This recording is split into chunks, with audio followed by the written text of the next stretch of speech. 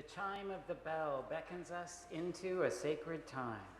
Welcome to the First Unitarian Universalist Church of Houston. I'm Mark Vogel, music director of this vibrant and growing community. We are a congregation that welcomes you no matter who you love and no matter how you practice spirituality, because we know we need not think alike to love alike. We are a congregation that extends a heartfelt and inclusive invitation to join us in meaningful worship and in service to the world.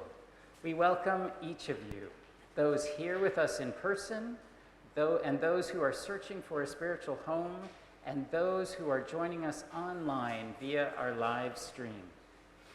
We continue with music, and though we are currently putting a pause on congregational singing due to the current spike in local COVID cases, we invite you to listen to our opening song, sung in Spanish this morning, Ven, ven, alegrate hoy, which many of you will know as Enter, Rejoice, and Come In.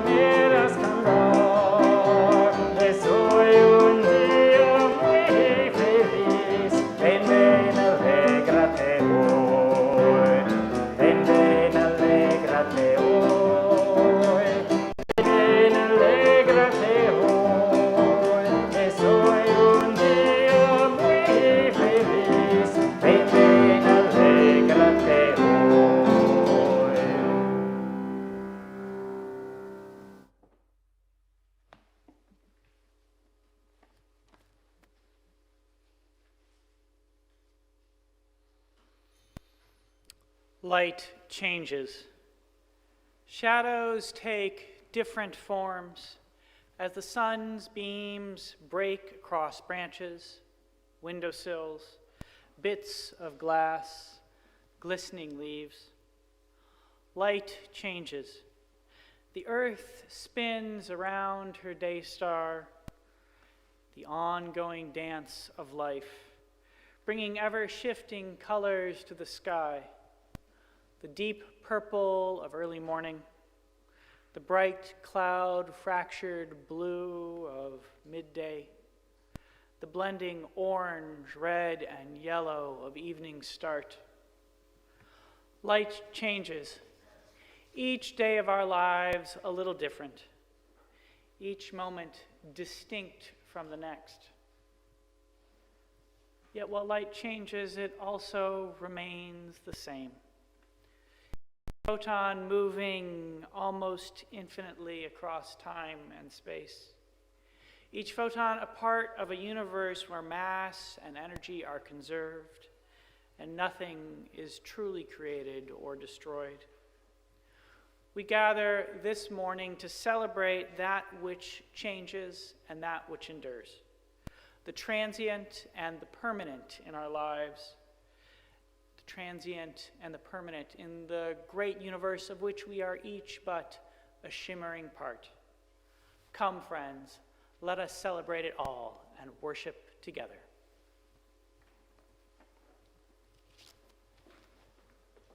We invite you to join us in speaking the words for lighting our chalice printed in your order of service, first in Spanish, followed by English. Celebremos compartiendo nuestras vidas Encendiendo esta luz, we kindle this light in celebration of the life we share.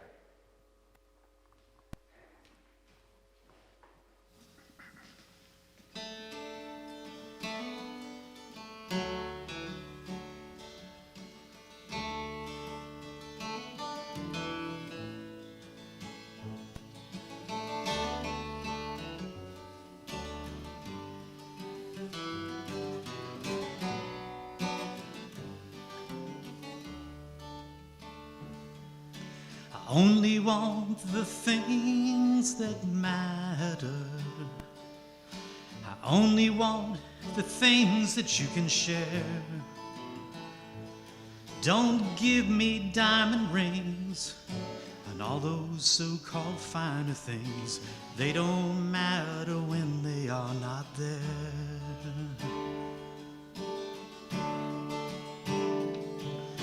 And I don't need more clothes if I'm not freezing. And I don't need a love that I can't feel. I can't use a pretty lie just to help me pass my time. Love only matters when it's real. I only want the things that matter. I only want the things that you can share. Don't give me diamond rings and all those so-called finer things. They don't matter when they are not there.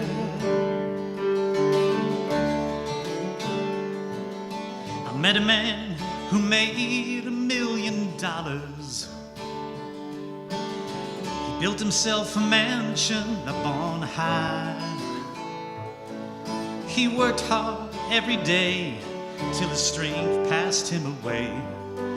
Now he sits and watches lovers passing by.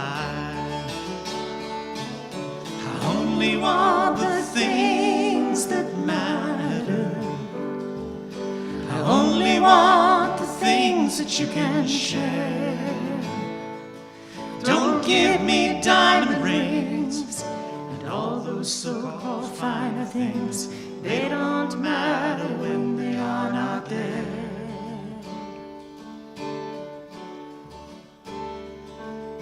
I gave my girl a watch that shined with diamonds, prettiest watch that you could ever find. She left it in the drawer when she walked right out my door. It seems that all she wanted was my time. I only want the things that matter. I only want the things that you can share. Don't give me diamond rings and all those so-called finer things. They don't matter when they are not there.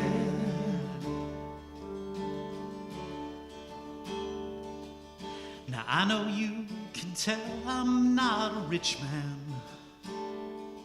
I expect you know I'm not a rich man's son. But you should run and play, gather roses while you may. You can't buy your time back once you're done. I only want the things that matter. I only want the things that you can share. Don't give me diamond rings and all those so-called finer things. They don't matter when they are not there. They don't matter when they are not there. They don't matter when they are not there.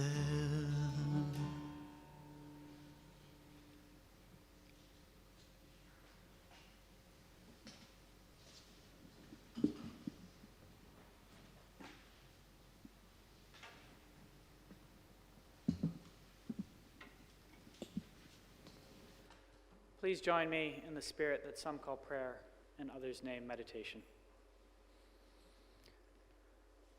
Open yourself to the mysteries and wonders of the world. Open yourself to compassion and empathy. Take one breath. Take another. Center yourself. Spirit of life that some name God and others call the highest in human aspiration, we ask that today you inspire us and all humanity to remember that all being has inherent worth and dignity, and that everyone is born with the potential of blessing the world.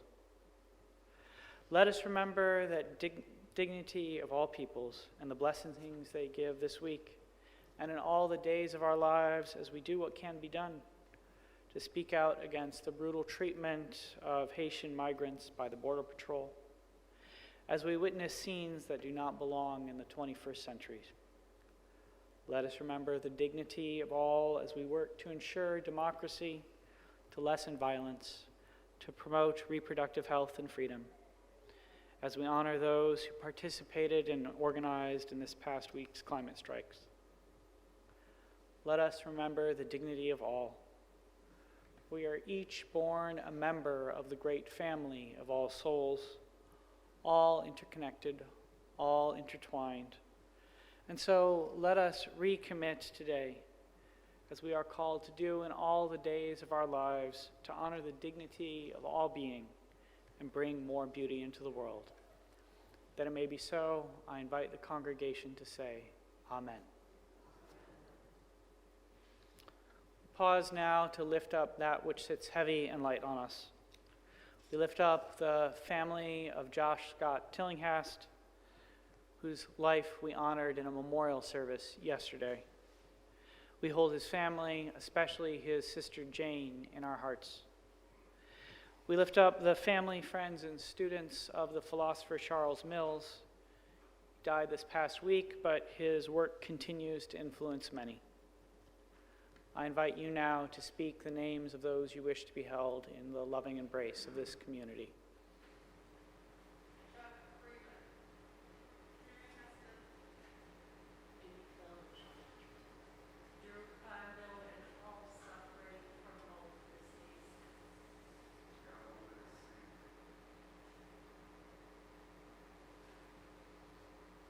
In this great cloud of witness and memory, amid this beloved community, we hear these names and hold them in our hearts. Let us remember the suffering and joy amid and amongst our community that we do not know, and pause in awe and wonder of the beauty, diversity, and mystery that is life. In our loud and busy lives, we do not pause often enough like this, and so even a brief silence can feel long-lasting. So let us be thankful for the cease in the cacophony and the spirit of love, in the spirit of hope, and in the spirit of compassion. Enter into a time of silent meditation, reflection, or prayer.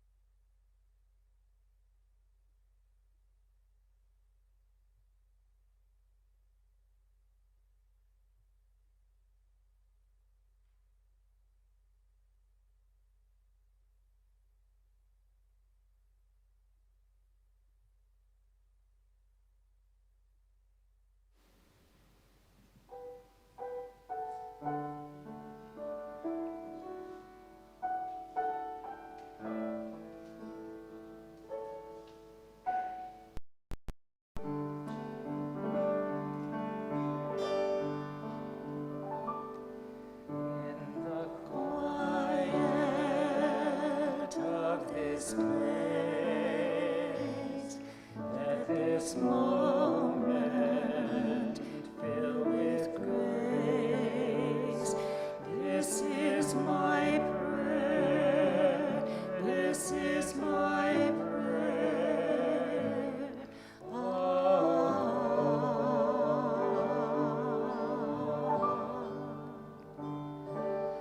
May the sense of mystery guide us through our journey. This is my prayer. This is my prayer.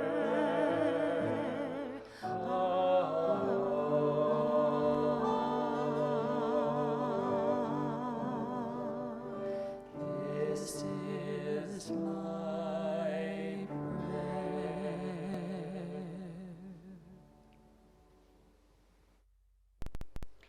Each week, our morning offering is shared with an organization that shares our Unitarian Universalist values.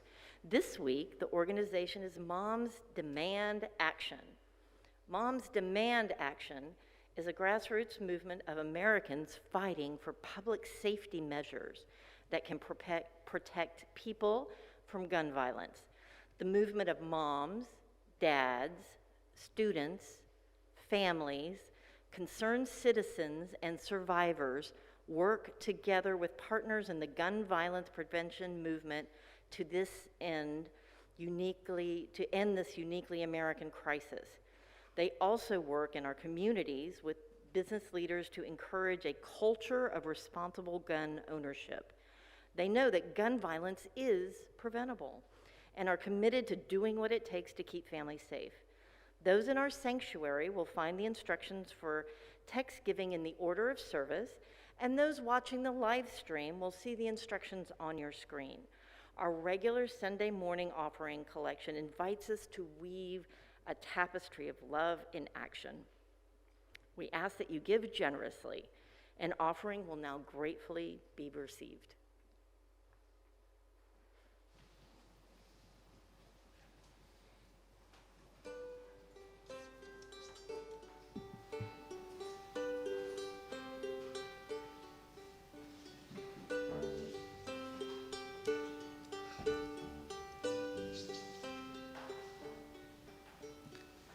I hear a voice on the wind telling me to slow down. Says, sit a while in the shadows till the sun goes down, all the way down. I hear the darkness speak as colors leave the sky. Says, let me tell you a story as day turns to night, as the moon rises high.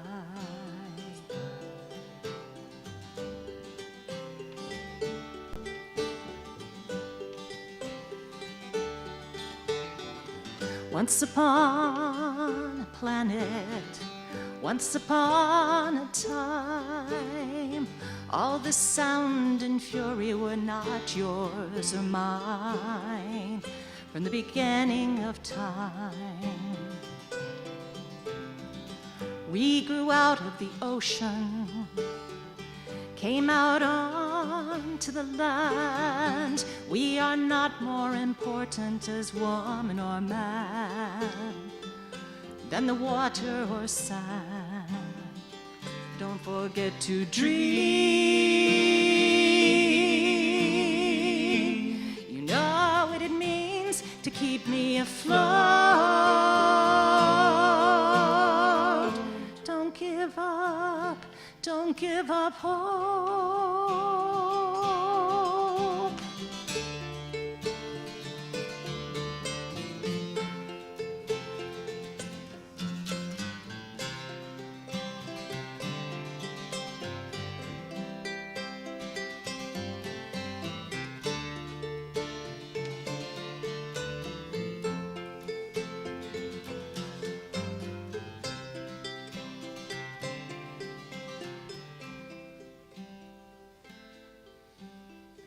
I hear a voice from the mountain. It's a song upon the wind. It's a message our ancient mothers are trying to send to help us to mend.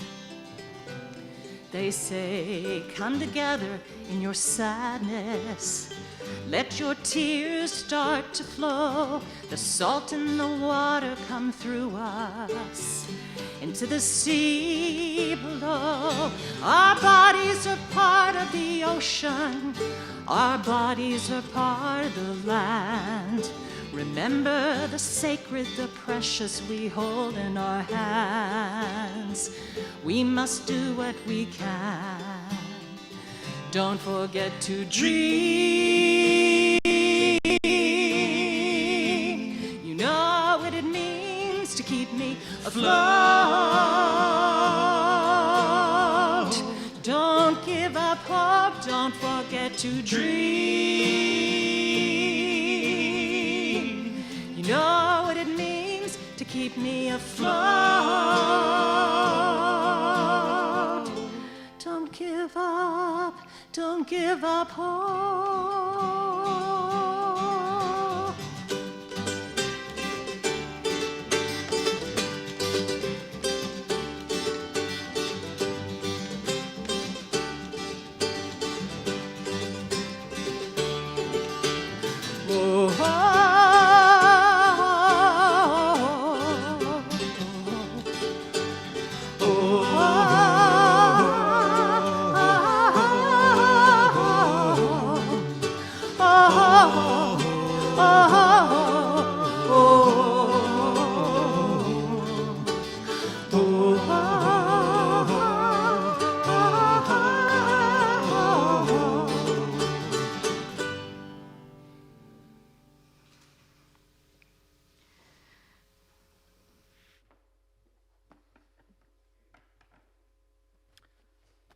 Please join with me in the words to dedicate our offering found in our order of service.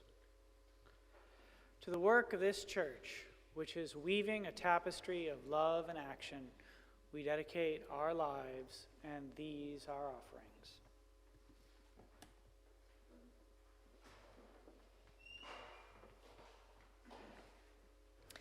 First reading from The Transient and the Permanent in Christianity by Theodore Parker. Strictly speaking, there is but one kind of religion, though the manifestations of this religion in forms, doctrine, and life be diverse. Now, while this religion is one and always the same, there may be numerous systems of theology or philosophies of religion. Now, the solar system, as it exists, in fact, is permanent, though the notions of Copernicus and Descartes about this system prove transient, imperfect approximations to the true expression. So, the Christianity of Jesus is permanent, though what passes for Christianity with popes and catechisms, with sects and churches in the first century or in the 19th century proved transient also.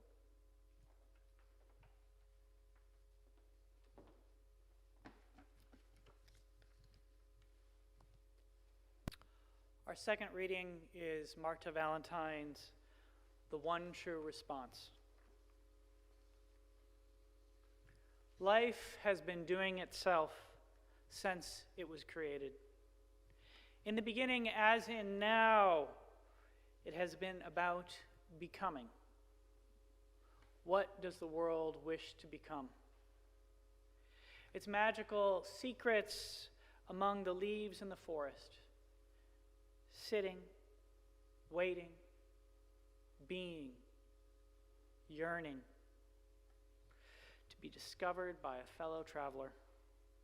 Desiring to be, the world has been surrounded, cornered, encroached upon by an army of doers, relentlessly testing reality. The sin of simply standing there like a forest tree, unbearable, unimaginable, yet inevitable.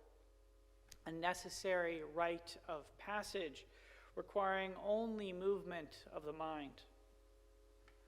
Spirit teaches every day that the act of doing is based on being. They are inextricable.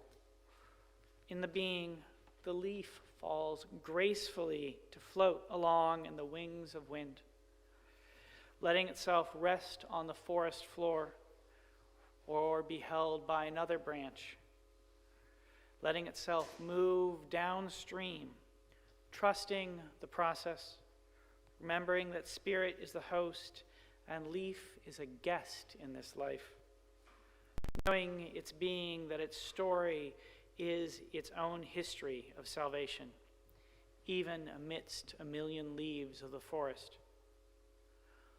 God calls, Spirit calls, life calls, is the one true response. Here ends the reading.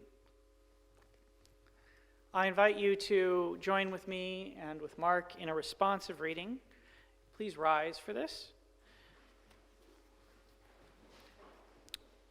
It's 181 in your, what color is this, mauve hymn book? I will read, those of you on this side here with me, please read the plain text, and those of you on that side, please read the italic text with marks. This is what we do with our faith. Live in this world knowing that we will lose each other. Loving despite the hard bargain it demands of us. Doing what we can so that truth may be safely lived. Measuring our faith by the difference we have made. Building up faith communities to continue after we are gone.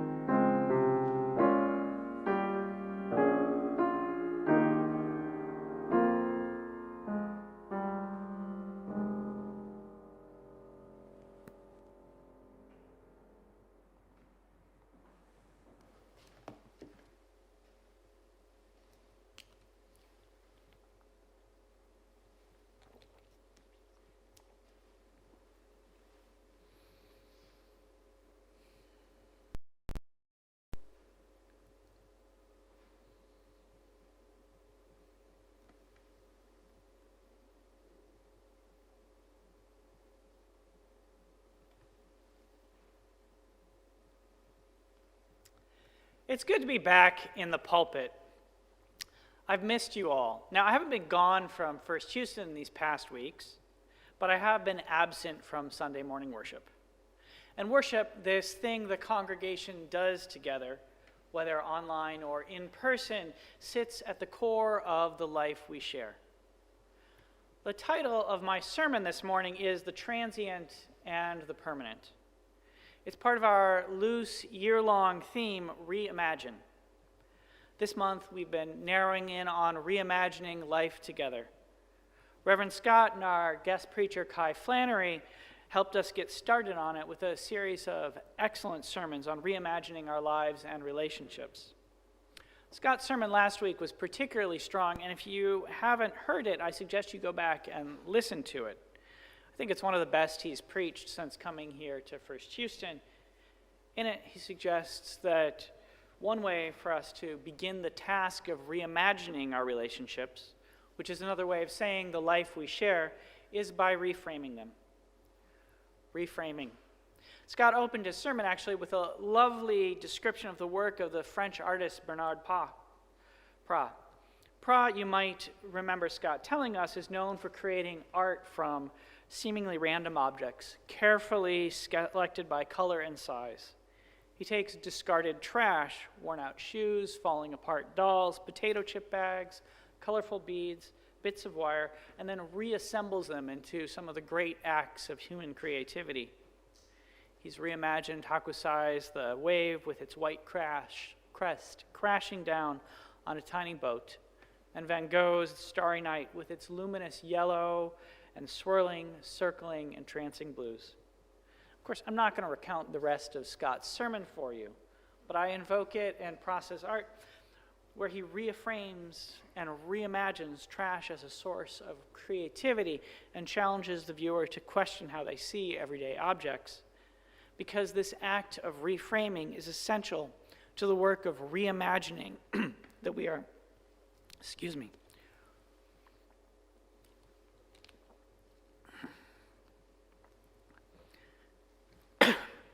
This act of reframing is essential to the work of reimagining that we are going to be engaged with over the next months.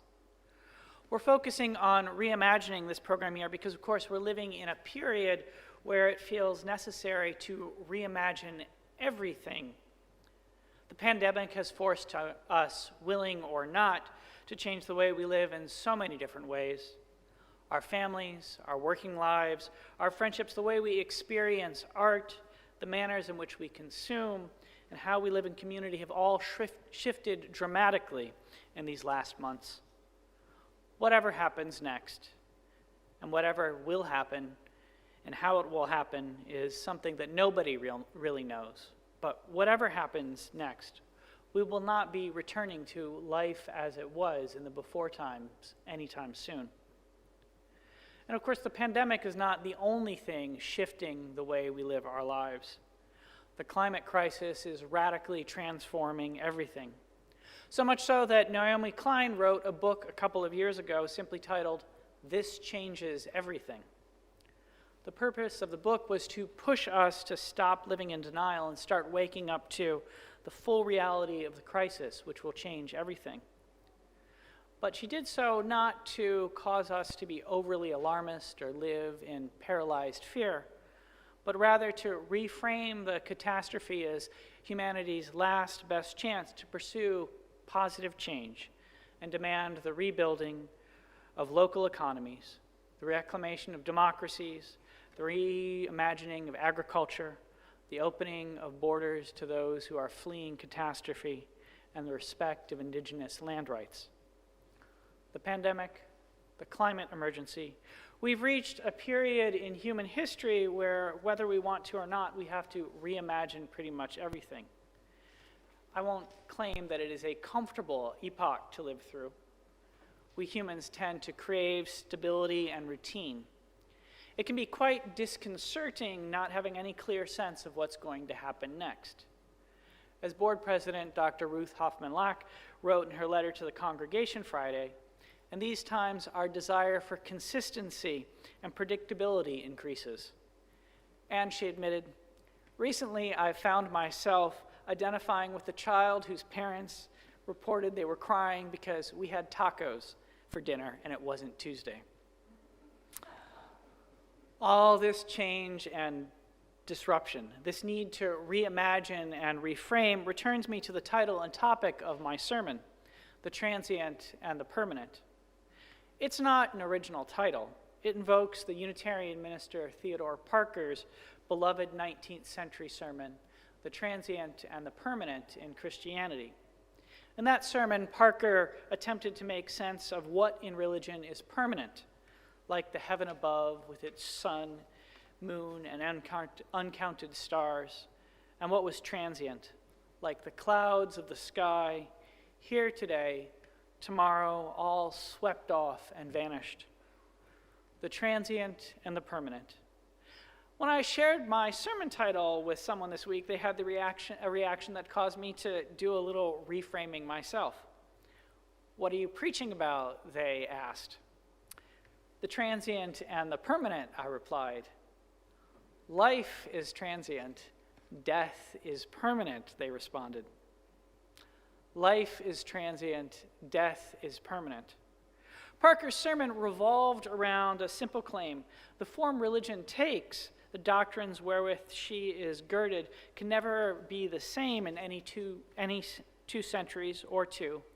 And here I ask you to excuse the gendered 19th century language, any two men.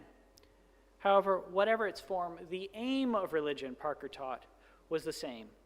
It was to ascertain the oneness with God and seek after a divine life, doing the best thing in the best way from the highest motives. Such an objective was desirable, Parker believed, because each human being is born and made in the image of God. Life is transient, death is permanent. The subject to which I intended to direct our attention this morning was the changing nature of our own religious communion. And so much is changing. As Dr. Hoffman-Locke wrote you this past Friday about the end of multi-site ministry. For almost a decade, First Houston has been operating satellite campuses. We called the building in which I'm now preaching here the Museum District campus. And we also had a worshiping community in Richmond called the Thoreau campus. And for several years, there was a third campus that was first located in Copperfield and then in Spring named the Tapestry campus. For a couple of years, there was even a campus near Lake Chapala, Mexico. Now, First Houston is operating a single campus again. I'm not preaching from the pulpit of the Museum District campus. I'm preaching from the pulpit of the First Unitarian Universalist Church of Houston. Now, I know many of you are still processing this change, and that there are a variety of feelings and thoughts in our community about what has occurred, for it has great significance to us. And it is something I'm sure we'll be reflecting upon a great deal as we reimagine life together in the coming months. And if you want to talk with me or with the board about what has transpired and where we are headed, I encourage you to do so. I'm here for you, and I know that our board greatly values your input. My role with you, first as interim and now as developmental senior minister, is to aid you in the act of reimagining this religious community. When the board hired me as your developmental minister, it did so with the objective that we would work together to answer 5 open-ended questions called developmental goals. One of these was, what is our vision for and commitment to multi-site ministry? That question appears to have been answered. Another question, perhaps the central question, was, what kind of church do we want to become? And here I want to trouble the waters a little bit and suggest that part of the answer to the question might well reside in the word appears that I just used in my statement about multi-site ministry being answered. For while it is true that First Houston is no longer one church in 3 locations, or even one church in 2 locations, it is also true that our worshiping community is gathering in various places, across various platforms, and in ever-changing ways. I'm offering this sermon twice today, first now at the 9:30 service, and then in a couple of hours at the 11:30 service. Some of you are here with me in the sanctuary. A greater number of you are joining us online. Most of you who are doing so are watching one of the live streams on our website or YouTube or Facebook on Sunday while the service is happening. However, a portion of you will, or should I say, are, here the tenses are quite confusing because I'm trying to speak to people, of course, who are watching the sermon after I preach it. Anyway, a portion of you will watch an archived version of the service sometime after it is held. What is more, this coming Saturday, the Spanish ministry team, Mark and I, will be offering our first in-person Spanish language service. It will also be live streamed and archived. We're one of the very few Unitarian Universalist congregations in the world that offers a Spanish language ministry, and I fully anticipate that more people will join us online than will gather in our sanctuary. Actually, I wouldn't be surprised if 5 or 6 times as many people join us online as come together in our sanctuary. Nor would I be surprised if they did so from far away. Our online-only Spanish language services at an earlier point in the pandemic We're watched by people from as far away as Chile and Guatemala. First Houston might not be a multi-site congregation in the same way that it was for the last decade, but it is now for certain a multi-platform congregation.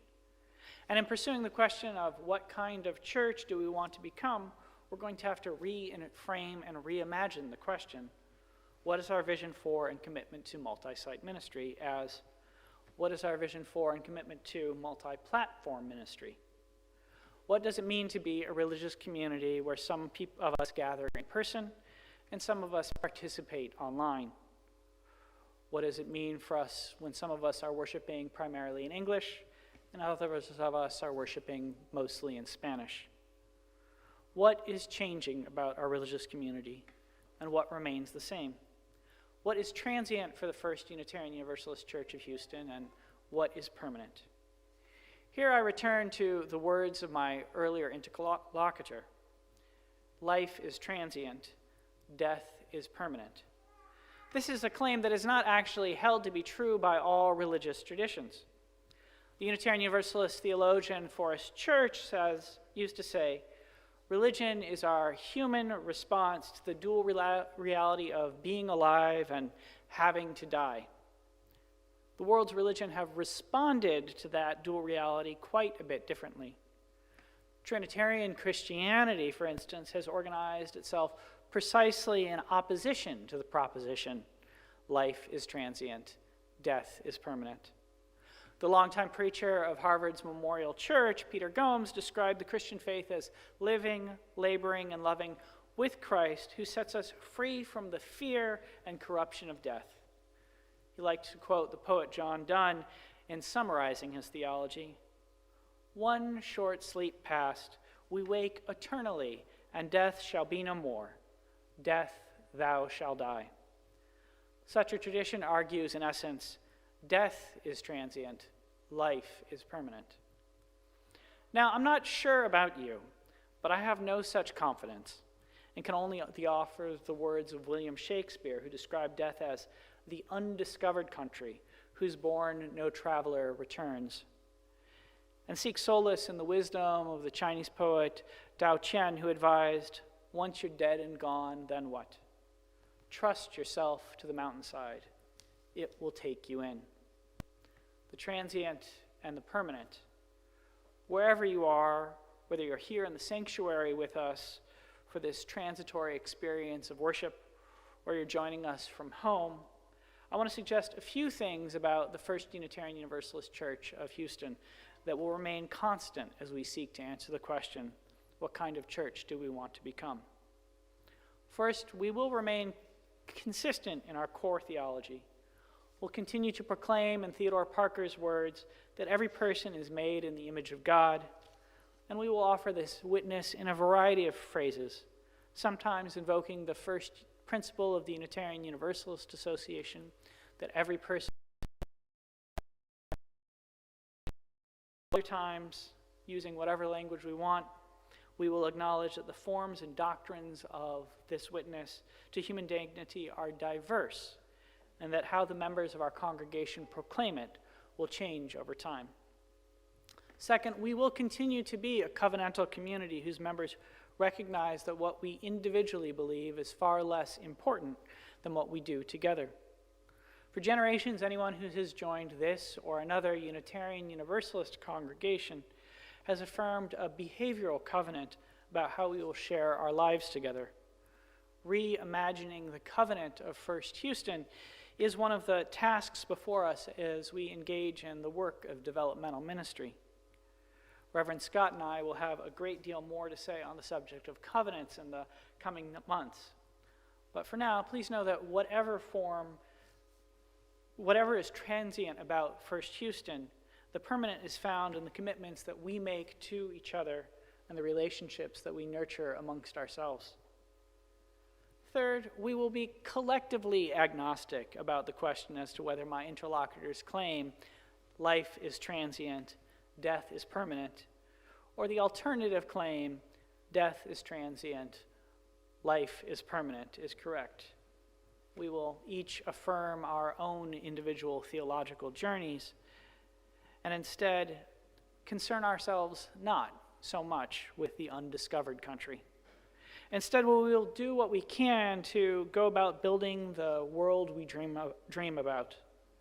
We will do what we can to confront the climate emergency. We will speak out about the ongoing immigration crisis. We will demand that migrants be treated with grace and dignity. We will preach peace and offer a vision of a less violent and more beautiful world. We will do these things because what is permanent in our religious tradition is its insistence that congregational life should challenge us, in Parker's words, towards doing the best things in the best ways from the highest motives.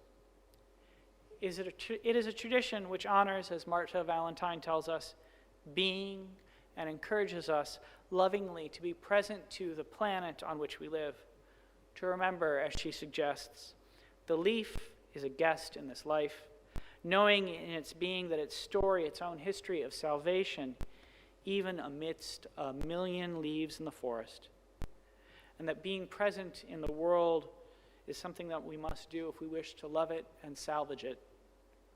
What kind of church do we want to become? A great deal more will be transient. Our music and liturgy will change, has changed, is changing. Mark's leaving us at the end of December to take up a full-time position at Lone Star College. My contract as your developmental minister will end in July 2025. At some point in the future, you'll have another senior minister. At some point, the staff will completely change. At some point, in fact, the membership will completely change, for First Houston is an institution that exists across the decades. As we consider this question, what kind of church do we want to become, we will do so in a world also that is changing all the time. Amid a congregation where we find that we must reimagine worship and the worshiping community. Hello again to our friends online.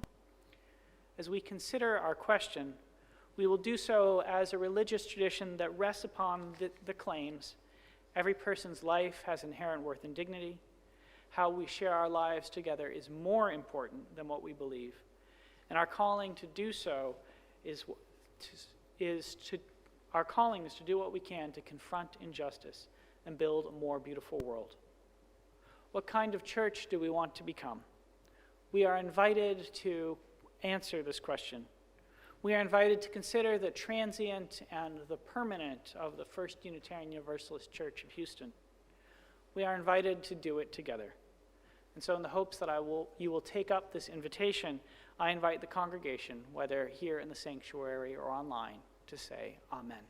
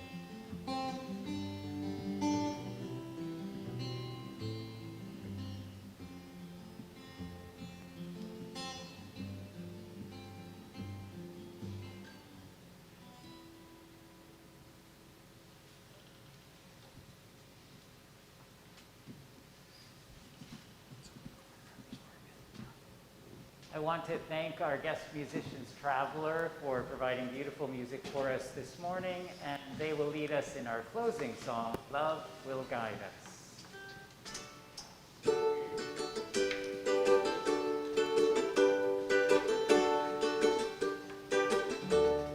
Love will guide us, peace has tried us, hope inside us will lead the way on the road from greed to giving. Love will guide us through the hard night.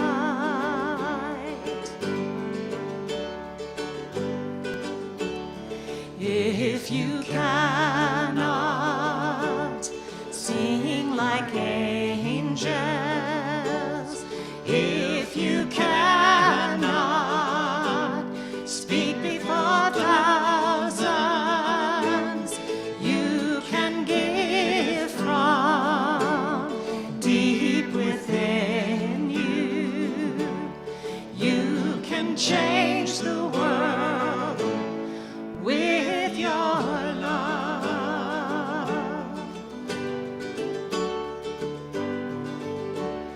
Love will guide us, peace has tried us, hope inside us will lead the way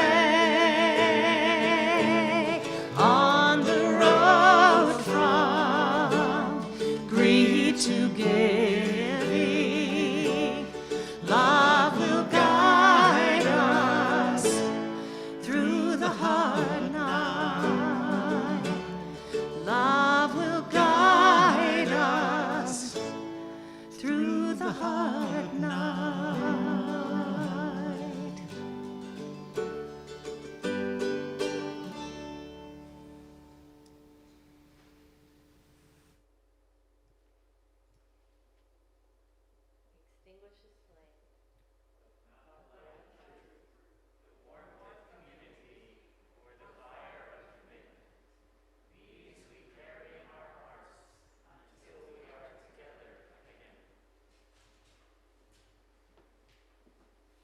We close our service with these words by Theodore Parker.